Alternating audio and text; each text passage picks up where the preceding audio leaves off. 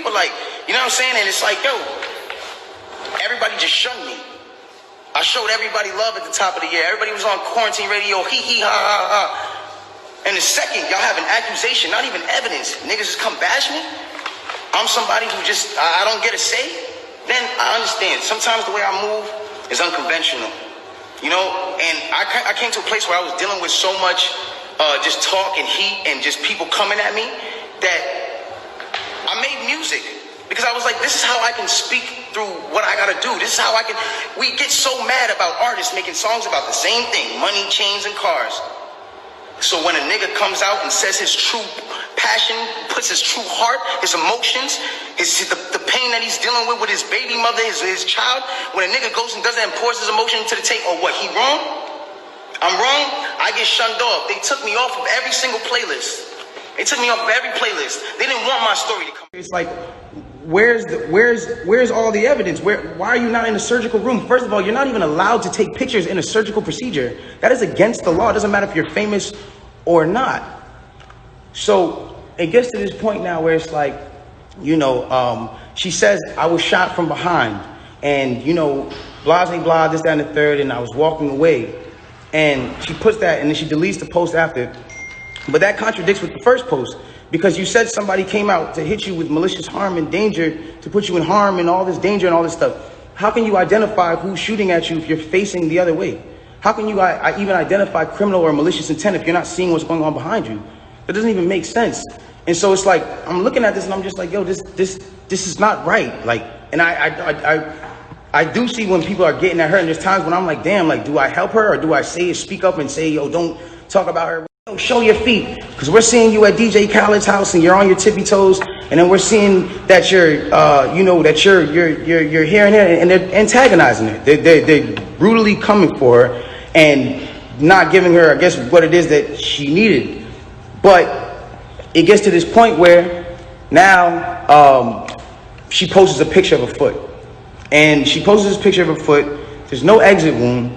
There's a lot of inconsistencies in the story. And she says under the post, you see, I got shot in the back of my foot because when I was walking away from the car, she says she puts this in capital letters. She says, I was walking away from the car and I got shot in the back of my foot. She doesn't ever show the other foot that she claims she got shot in. And I'm not trying to, again, I hate that this is coming off like I'm trying to come for her and whatever cases, but this is what I'm having to endure and watch when I'm knowing certain facts. So it gets to, you know, it gets to this place where I'm just like, bro, like, this is not me, and I don't deserve this. Like, I don't deserve to have to go through this. Like, I never have been somebody who's had domestic cases. I've never hit no woman. I've never had abusive cases with no woman. You can't pull those type of facts up on me. I don't have those.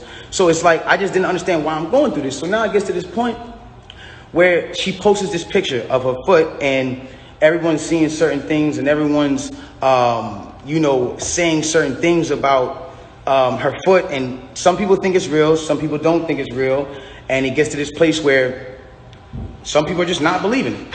So she posted a picture. There's no bullet tray. Where are they taking out the bullets for the pan? Like, this is what's going on. Like, where are they taking out the bullets for the pan? I don't understand. Like, where's the surgical? You're not in a surgical room. And anybody who knows, I mean, this is like, it clearly had to be the first day that you've taken this picture. So if this is the first day that like, this hurts, bro. Seeing my friends, people that I had on quarantine radio, be people that were just like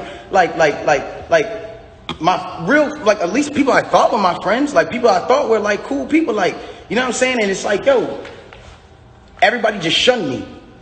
I showed everybody love at the top of the year. Everybody was on quarantine radio, hee hee ha ha ha.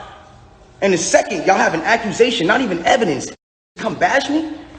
I'm somebody who just, I don't get a say. Then I understand. Sometimes the way I move is unconventional, you know? And I came to a place where I was dealing with so much just talk and heat and just people coming at me that I made music. Because I was like, this is how I can speak through what I gotta do. This is how I can, we get so mad about artists making songs about the same thing, money, chains, and cars. So when a comes out and says his true passion, puts his true heart, his emotions, the pain that he's dealing with his baby mother, his child, when a does that and pours his emotion to the tape, or what, he wrong? I'm wrong, I get shunned off. They took me off of every single playlist. They took me off of every playlist. They didn't want my story to come out. They didn't allow my story to come out because it came off insensitive. I came off insensitive to people. Now I want to speak on this. I don't ever want anybody to ever think that I've been insensitive to Breonna Taylor. I marched 9 days straight in Miami for her and George Floyd. I would never, bro, I've mourned this woman as well. And everyone said, listen, we're mourning a black woman today and you dropped an album?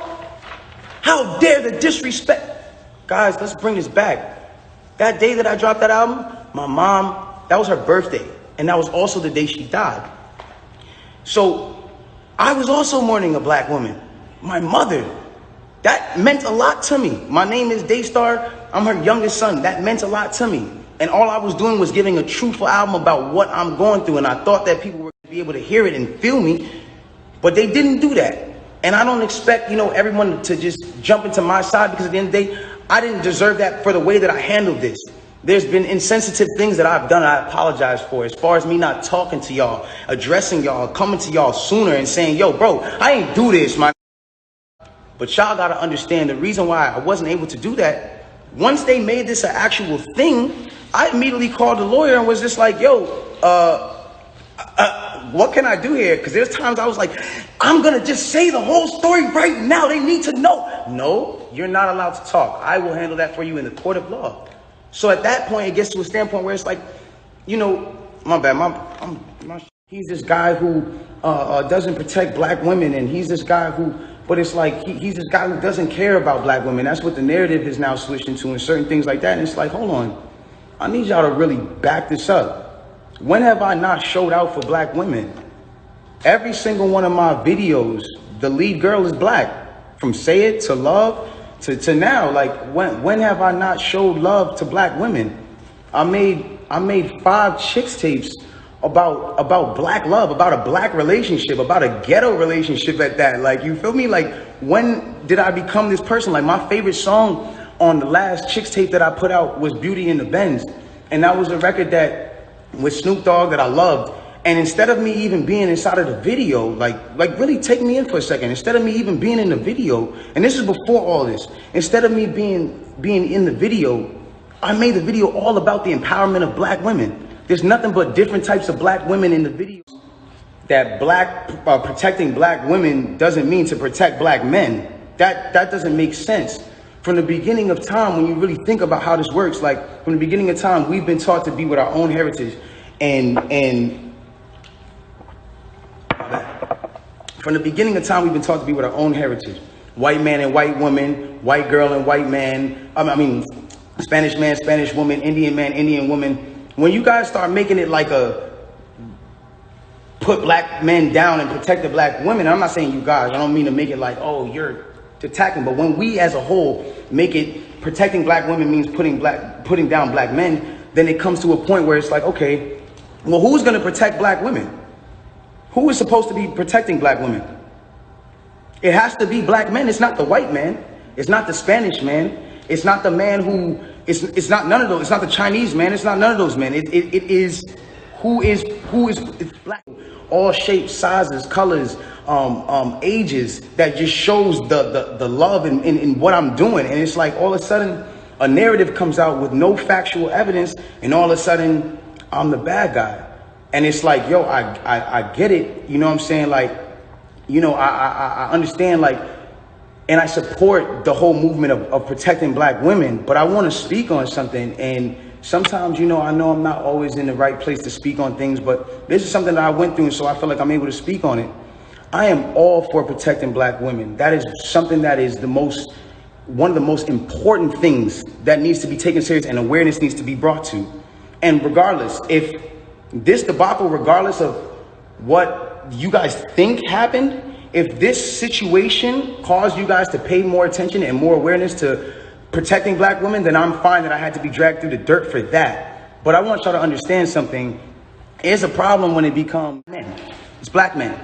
And I'm not saying that black men aren't the people who in times who aren't the people who inflict certain issues and mental issues and certain things that girls go through. Like, black men are very much the cause of a lot of things that women go through, because of at the end of the day, like the way we were raised, certain standpoints, maybe we didn't have a parent around. Some things were just not here to, whatever the case is.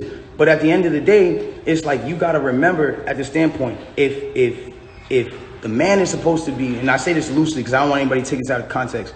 If the man is supposed to be the head and a woman is supposed to be the neck, y'all got to think about this.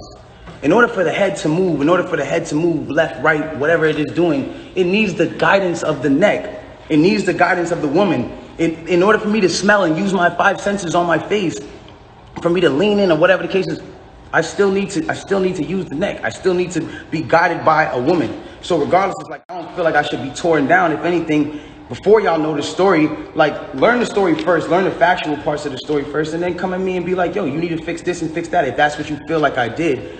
But instead I'm being torn down for a narrative that's like, now I'm the poster boy for I don't like black women. But anyways, let's get into this. I want to get into this because when this whole debacle, or whatever you call it, came about, the whole time it's like she knows what happened, I know what happened, and we know that what you're saying and what the alleged things and the alleged accusations of my name is are not true. It's falsified information, it's false information, and it's not accurate information. I don't ever want to come off like I'm here to bash this girl or I'm here to talk down about this girl or ever be at a place where like I'm disrespecting her, because to me as a person, she's still my friend. No matter what, even if she doesn't look at me like that, I look at her like she's still my friend. In the times that we were together or around each other, we've had nothing but joyous moments and good moments. So I'm not going to sit here and bash her. But at the same time, it comes to a certain standpoint of me as a person where it's like, yo, do y'all want me to just sit here and just allow my name to be assassinated, my character to be assassinated, everything that I worked for to get here to just be assassinated for something that I did not do, something that the events told me, that you're in a car with a person and this person is arguing with you. This person has gotten you to a place of like, yo, I don't even want to be around you. Like, I'm above this. I'm out of here. You get out of the car because the heated argument is so heated. And then this person gets out and shoots you in both of your feet. And you jump back in the car? Why would you jump back in the car with a dangerous man who just did a dangerous crime to you, who did this criminal intent to you and all this? Why? Why would you jump back in the car? Well, yo, then the police pull us over and I see, you know what I'm saying? We're all black in the car. There's a gun in the car. So I don't even want to be like, you know what I'm saying? I don't want nobody to get in more trouble. And I'm trying to protect this man. I'm trying to protect this man because at the end of the day, it's niggas getting shot out here. She then throws the black card at me. I'm trying to protect this black man. My love, nobody ever reported that you got shot but you. So how are you trying to protect me? You then say, oh, well, I was trying to protect this black man, so I never said nothing. I didn't want them to shoot me. I didn't want them to kill me. Okay, but when me and Kelsey and Quan were over there being questioned, you were in a stretcher. No one is going to shoot you in a stretcher. You had plenty of time to tell the cops that you were in danger. You had plenty of time. I'm not protecting somebody who just heinously shot me after a conversation that we just had. My mind is not on protecting you. I'm bleeding from my feet. I'm thinking about protecting my own life and I'm in danger. Why would you not say that with 2 feet bleeding from 2 bullet holes? From what you're saying? I don't understand that. And then there's this whole narrative of, you know, like, I didn't want to put this black man on you know, I didn't want to get him in trouble. Like, you know what I'm saying? I'm protecting this man and he keeps talking. And so now, you know, he keeps getting his people, like, you know what I'm saying? And it's like, yo, everybody just shunned me. I showed everybody love at the top of the year. Everybody was on quarantine radio, hee hee ha ha ha. And the second y'all have an accusation, not even evidence, niggas just come bash me. I'm somebody who just, I don't get a say. Then I understand. Sometimes the way I move is unconventional. You know, and I came to a place where I was dealing with so much just talk and heat and just people coming at me that I made music. Because I was like, this is how I can speak through what I gotta do. This is how I can, we get so mad about artists making songs about the same thing, money, chains, and cars. So when a nigga comes out and says his true passion, puts his true heart, his emotions, the pain that he's dealing with his baby mother, his child, when a nigga goes and does that and pours his emotion into the tape, oh, what, he wrong? I'm wrong, I get shunned off. They took me off of every single playlist. They took me off of every playlist. They didn't want my story to come